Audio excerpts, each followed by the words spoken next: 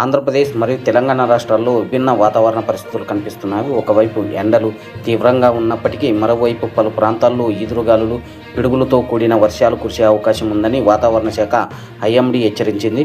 హైదరాబాద్లో గరిష్ట ఉష్ణోగ్రత 39 డిగ్రీల నుండి 40 సెల్సియస్ డిగ్రీల వరకు నమోదయ్యే అవకాశం ఉంది. ఆకాశం పాక్షికంగా మేఘావృతమై ఉంటుంది.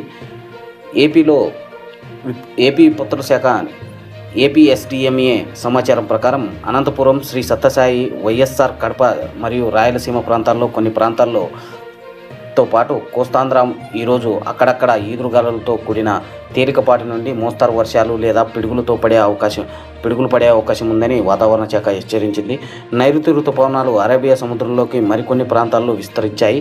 రాబోయే రోజుల్లో ఇవి మరింత ముందుకు సాగేందుకు పరిస్థితులు వాతావరణ శాఖ తెలియజేసింది.